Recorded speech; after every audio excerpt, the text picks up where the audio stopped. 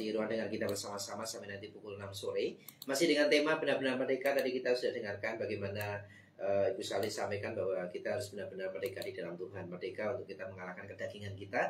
Dan kita akan dengarkan kembali sharing dari Ibu Salin di kesempatan sore ini. Dan silakan masih terbuka di line interaktifnya di 0853 11665 300, di 0853 11665 300. Silakan Ibu. Yes, oke. Puji Tuhan ya. Saya percaya saudara tetap bergairah mendengarkan pesan roh pada sore hari ini dalam program Happiness Moment. Wow, luar biasa. Kita baca dulu dan kita mau ngambil contoh dari Rasul Paulus. Kemerdekaan seperti apa yang dia alami dan kita mau praktekkan itu dalam hidup kekristenan kita. Filipi pasal yang ketiga, ayat 7 sampai dengan 8. Mari semua yang mendengarkan program ini, baik mungkin di radio, di rumah ya, kita belajar bersama-sama dan sambil minta Roh Kudus kasih pengertian untuk apa yang kita pelajari pada sore hari ini. Filipi 3 ayat 7 sampai dengan 8. Demikianlah firman Tuhan. Tetapi apa yang dahulu merupakan keuntungan bagiku, sekarang kuanggap rugi karena Kristus. Malahan segala sesuatu kuanggap rugi karena pengenalan akan Kristus Yesus, Tuhanku, lebih mulia daripada semuanya. Oleh karena dialah aku telah melepaskan semuanya itu dan menganggapnya sampah supaya aku memperoleh Kristus. Wow, luar biasa. Nah, dari ayat-ayat ini kita lihat ya, menarik untuk kita belajar bahwa orang yang merdeka itu orang yang tidak lagi dalam perbudakan pikiran, perbudakan-perbudakan yang membuat dia nggak penuh dengan damai sejahtera. Intinya, saudara bisa melihat level ini. Kalau saya nggak damai sejahtera, ada apa gitu ya? Artinya, masalah persoalan rasanya bikin kita stres. Kita kayaknya nggak bisa bernafas dengan lega gitu ya. Ada apa? Come on, your soul, jiwa saudara.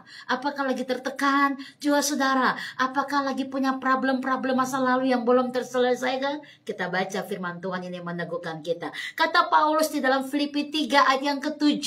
Tetapi apa yang dahulu merupakan keuntungan bagi dia, sekarang dia anggap itu rugi karena Kristus.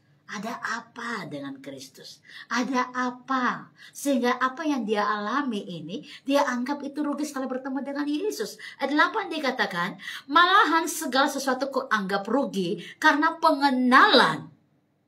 Karena pengenalan akan Kristus Yesus Tuhanku lebih mulia daripada semuanya. Saya percaya firman ini luar biasa. Semakin engkau mengenal Tuhan, semakin engkau menjadi serupa dengan Dia, segambar dengan Dia. Semakin engkau mengenal Dia, semakin engkau akan terikat di dalam hidup yang berkenan kepada Tuhan. Semakin engkau mengenal Dia, semakin engkau menyenangkan hatinya. Dan soul, jiwa saudara, akan semakin berbahagia. Ya, ini yang rupanya kita akan cerita nanti. Apa yang membuat Paulus merasa bahwa aku anggap rugi itu setelah bertemu dengan Yesus? Bahkan di ayat 8 di bagian B dikatakan, oleh karena dialah, oleh karena Tuhan Yesus, aku telah melepaskan semua yang kau anggap untung dulu dan menganggapnya sampah supaya aku memperoleh Kristus. Wow, luar biasa saudara. Ini benar-benar dia nggak mikir lagi hidupnya di dalam dunia ini untuk sebuah popularitas, saudara. Kalau kita lihat ini, nanti kita akan lihat latar belakang dari Paulus. Dia itu orang luar biasa gitu. Tetapi bertemu dengan Tuhan, dia merasa bahwa dia hanya hamba dari Allah. Makanya satu statement dia yang luar biasa yang kita selalu hafal. Hidupku adalah Kristus dan mati adalah keuntungan. Selama dia bernafas, dia menceritakan tentang Yesus. Ini menarik untuk saudara dan saya belajar untuk menjadi orang-orang yang merdeka, benar-benar merdeka di dalam Tuhan. Ayat yang kita baca tadi memperlihatkan hati Rasul Paulus pada hakikatnya untuk mengenal dan mengenal dan mengenal sumber segala sumber. Wow, ya. Kerinduan terbesar Paulus ialah mengenal Tuhan, mengalami Dia, intimisi dengan Yesus, mengalami sebuah hubungan yang intim dengan Tuhan, ada keakraban di dalam roh. Ini yang dia ingin katakan bahwa gak ada yang aku mau. Lalu mungkin seperti yang Daud katakan dalam Mazmur 73, selain kau tiada yang lain, ada padaku di surga. Selain kau tiada yang lain yang kini di bumi, yang kini di bumi, sekalipun dagingku dan hatiku habis lenyap, gunung batuku dan bagiannya hanyalah Yesus. Ini luar biasa ya. Nah, kita belajar usaha mencapai kekekalan. Ini yang Paulus ingin kita belajar. Orang yang merdeka oleh karena kebenaran firman, dia punya usaha untuk mencapai kekekalan. Apa usahanya? Mengenal Tuhan secara pribadi, karakter-karakter Tuhan. Buah-buah roh itu terjadi dalam roh kita. Mungkin saudara ada 9 buah roh. Belum semua terjadi, enggak apa-apa. Tapi ada usaha untuk mencapai dan meminta Roh Kudus memampukan saudara pengenalan akan Kristus. Meliputi untuk apa? Mempertajam telinga roh. So, kalau saudara mendengarkan Tuhan lebih tajam, suka kepada firman, ya, saya percaya otomatis Roh Kudus meneguhkan kita dalam firman Tuhan itu. Sekiranya Anda mendengar hal-hal yang tidak baik, itu nggak masuk dalam jiwa saudara. Ini luar biasa, saudara. Ya, ada hal-hal yang mungkin di luar sana merusak saudara, kata-kata yang kurang bagus. Tapi karena saudara punya telinga roh yang bagus, engkau tidak akan merasa tersakiti. Ini yang Paulus punya tujuan, ada tujuan. Pencapaiannya dia adalah mengenal Tuhan secara pribadi, saudara. Yang kedua, dia berkata bahwa aku mau berada di dalam Tuhan. Ayat 9 dikatakan, masih dalam 1 Filipi 3 tadi, bahwa aku mempunyai persekutuan dan persekutuan dengan Kristus itu menghasilkan satu kebenaran, yaitu mengalami Dia setiap hari. Mengalami Dia, apa maksudnya? Ya, kehendak Tuhan, itu yang terjadi. Kadang-kadang dia bicara seperti orang gila ya. Aku rasanya pengen pergi dari dunia ini, tapi saya juga tidak tahu. Nah, kadang-kadang kalau kita baca, ini orang seperti kayaknya depresi. Tapi enggak, dia pengen menaklukkan terus dagingnya dia setiap hari untuk apa? Berkenan sama Tuhan. Kadang-kadang pernah enggak Anda bicara ke orang gila begitu di kamar mandi, di dapur, hanya karena Anda pengen memuliakan Tuhan? Yes. Puji Tuhan bahwa Roh Kudus memimpin saudara. Paulus katakan, aku mau mengenal dia. Ayat yang ke-10, yaitu kuasa kebangkitannya. Karena kuasa kebangkitan Tuhan itu menyatakan bahwa aku sudah merdeka sebenar-benarnya. Bahwa kuasa maut, kuasa dosa sudah ditaklukkan, dikalahkan. Dan aku hidup untuk Tuhan. Nah, ini yang perlu kita lihat di dalam kehidupan, usaha, dan tujuan untuk mengalami Tuhan. Di ayat 9 dan 10 dari Filipi pasal yang ketiga tadi. Nah, kita harus membuang dulu nih hal-hal yang membuat kita nggak merdeka. Sadari ada sampah apa di dalam diri kita. Sampah-sampah ini yang kadang-kadang membuat kita nggak bisa bernafas. Kebayang nggak di dapur saudara banyak sampah, udah 4 hari. Dan rupanya sampah itu sampah masakan-masakan saudara. Ya, yang tidak dibuang. Baunya nggak enak. Sampai di kamar saudara nggak enak. Saya percaya saudara akan bertindak untuk ambil sampah itu dan membuangnya supaya sesi rumah bau harum. Ini juga yang Paulus lakukan dalam roh saudara, dalam roh. Ada sampah-sampah bahwa dia nggak nyaman. Dia langsung bertindak untuk mengeluarkan semua. Nah, kita lihat saudara. Sampah yang harus dibuang dalam diri kita menjadi orang yang merdeka. Yang pertama adalah sampah self-righteousness atau kebenaran diri sendiri. Tanpa sadar kita suka membenarkan diri kita dan kita bilang orang lain salah. Ya, bagaimana tolak ukur saudara untuk melihat saudara benar? Firman Allah. Amen. Itu adalah kemerdekaan kita. Amin. Ya, karena orang yang dimerdekakan oleh firman itulah sumber dari sebuah kemenangan yang sejati. Alkitab katakan dalam Yohanes pasal yang ke-8 ayat 36 dikatakan begini, kamu akan mengalami kebenaran dan kebenaran itu akan memerdekakan kamu. Ini luar biasa. Jadi Paulus ingin menunjukkan sama kita bahwa harus dibuang sampah yang namanya self-righteousness, kebenaran diri sendiri ini dibuang. Karena kebenaran di dalam Tuhan itu memerdekakan kita dan kita hidup bukan dari kebenaran diri kita, tapi kebenaran dalam Tuhan itu sendiri. Jika kita berjumpa dengan siapapun dan kita menganggap diri jauh lebih hebat dalam hal rohani, ya, karena kita merasa lebih banyak tahu, punya pengalaman-pengalaman lebih banyak lagi, maka sebenarnya kita sedang merendahkan hati, betul. Tapi mungkin di atas gunung, saudara. Sama aja berarti karena kita lagi sombong. Tetapi kita perlu berbangga diri ya, bangga untuk hal yang baik terjadi, tapi bukan kesombongan. Kesombongan untuk mencari kebenaran diri sendiri, itu maksudnya, bukan. Nah, sampai ini yang Paulus sampai di titik dia lihat, masih nggak aku membawa kedagingan saya masih sombong nggak? Sampai dia berkata semua pencapaian itu aku buang setelah aku bertemu dengan Tuhan. Karena dia ingin bilang begini, hidup memuliakan Tuhan itu lebih jauh indah dan merasa damai dalam jiwanya kebanding apa yang dia ingin cari supaya manusia puji. Sampai yang kedua, kita perlu membuang yang namanya sampah self pride. Apa itu? Kebanggaan diri sendiri. Perlu bangga untuk orang bangga, tapi kebanggaan karena merasa pencapaian ini karena diri saya, bukan orang lain, apalagi bukan Tuhan. Oh, ini bahaya sekali, saudara. Ya, ini bahaya. Bangga perlu, tapi kita perlu melihat kepada apa? Sesuatu yang menjadi bagian dari roh, bahwa di sana roh Allah dimuliakan. Tuhan dimuliakan. Nah, kita lihat sebentar. Yang namanya Paulus, suksesnya dia luar biasa. Ya, dia berasal dari keturunan Yahudi asli. Ini orang pintar, orang Yahudi, saudara. Yang memiliki berbagai privilege-nya dia, yang semuanya ada bagi dia. Dia dengan keturunan ras yang bagus, pendidikan yang bagus, karir yang bagus, ya, segala sesuatu yang dia banggakan itu semua tuh ada pada dia. Orang yang punya nama bagus, artinya ternama, dan dia punya kekayaan, dia punya semua yang dicari oleh dunia, ya. Tapi dia berkata begini, itu semua dahulu sudah aku miliki. Sekarang saat aku bertemu dengan Tuhan, aku melakukan bagian ini, bahwa kebanggaanku adalah bertemu dengan Tuhan, pemilik hidupku. Jika saudara dipakai Tuhan, saudara melayani Tuhan dengan luar biasa, ini semua kebanggaan, ini betul, bangga dirimu hidup dalam Tuhan, yes. Tapi ingat, kembalilah kepada Tuhan, karena Dia yang punya semuanya. Untuk hormat pujian bagi nama Yesus, kita nggak punya apa-apa, semua dari Tuhan. Banggalah, karena hidupmu ada di dalam Tuhan, amin. Banggalah karena engkau dipanggil oleh Tuhan. Yang membuat Paulus bangga karena dia adalah menjadi hambanya Allah. Ini yang Paulus katakan.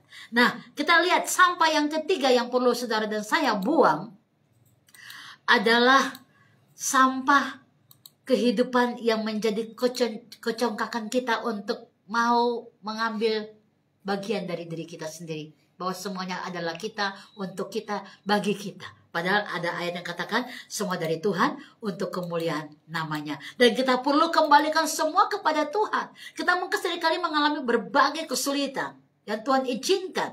Dan menghadapi tantangan-tantangan yang kita mungkin gak minta juga. Dan kita selalu mau mencari tempat perlindungan dengan cara kita.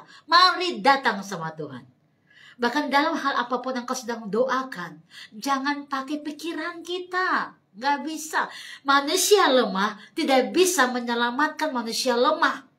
Hanya kekuatan Tuhan yang menyelamatkan kita. Kalau kita berlindung kepada Tuhan, kalau kita mencari Dia, saya percaya kita semua akan aman. Dan oleh karena itu, bagaimana kita melihat sebagai kehidupan seorang Rasul Paulus yang mengalami kemerdekaan karena dia membangun karakternya kepada kebenaran firman. Paulus berkata bahwa apapun yang dia lakukan, dia hanya akan bermegah di dalam Tuhan untuk kemuliaan nama Tuhan. Kita baca sebentar Roma 15 ayat 17 sampai 19. Sampai saudara berdoa, Tuhan, aku hanya milik-Mu. Hidupku adalah untuk kemuliaan-Mu. Terus pahat hidupku. Jadikan aku alat-Mu. Roma pasal 15 ayat 17 sampai dengan 19. Haleluya. Demikianlah firman Tuhan.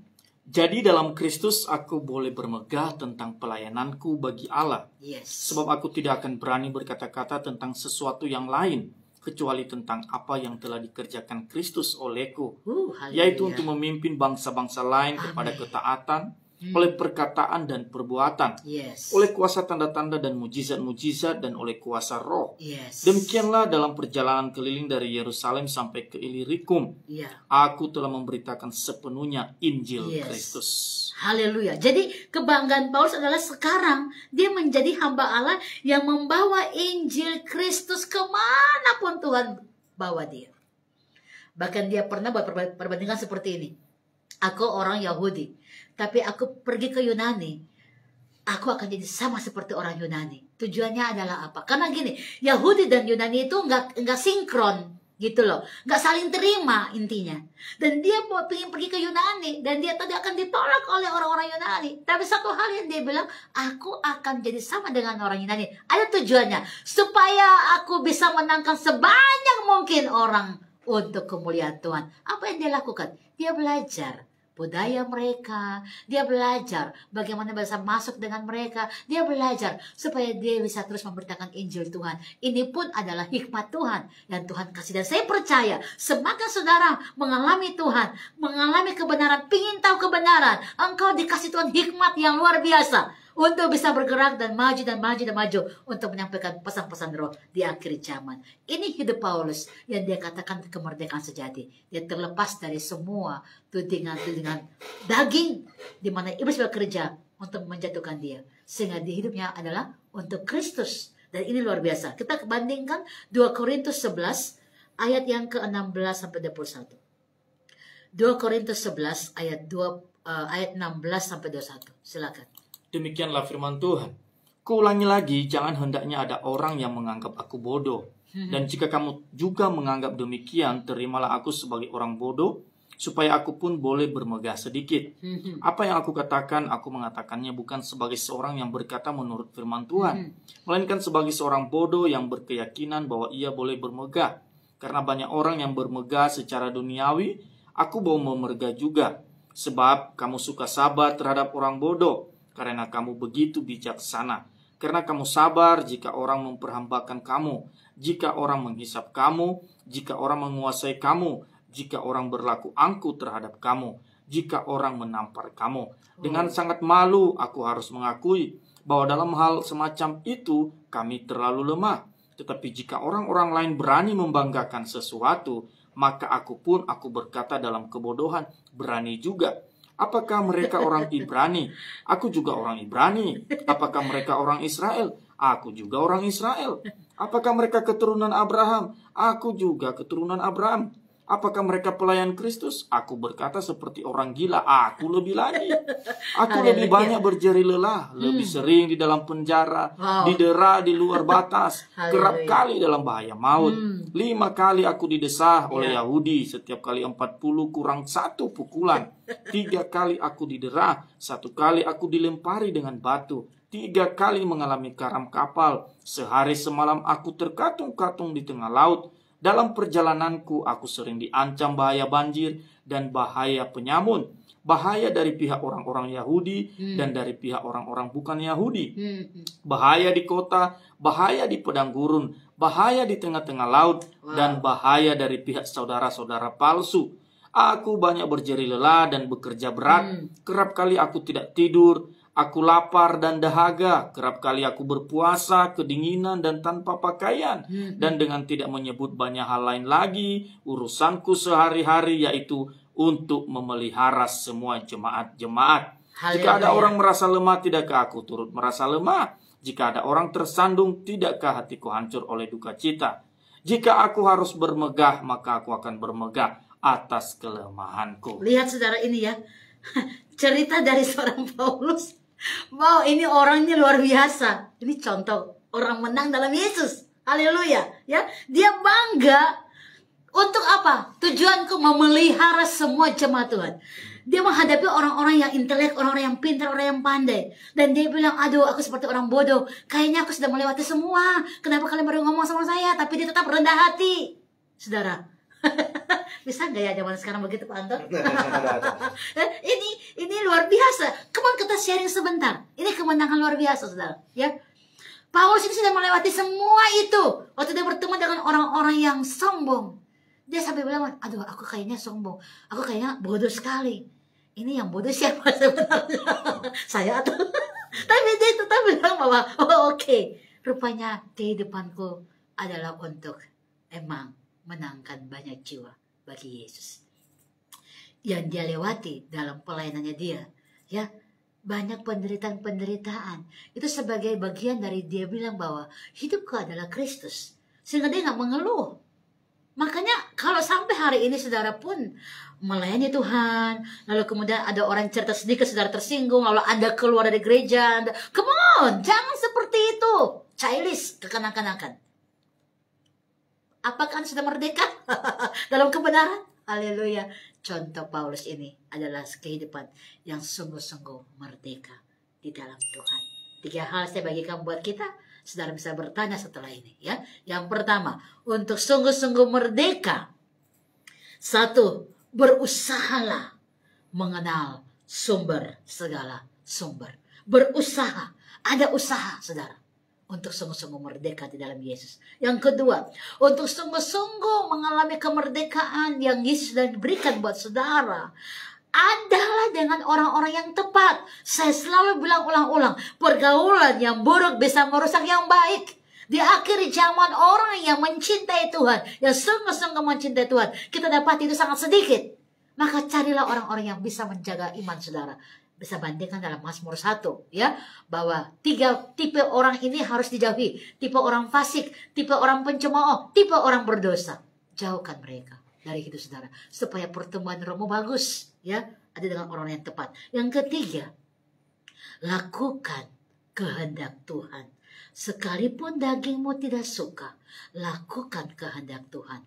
Karena itu adalah sebuah pengorbanan besar dari orang yang ingin mengalami kemerdekaan sesungguhnya. Saya percaya saudara dan saya terus ada dalam kontrol Tuhan, karena kita adalah orang-orang yang mengalami kemerdekaan dalam Yesus. Haleluya.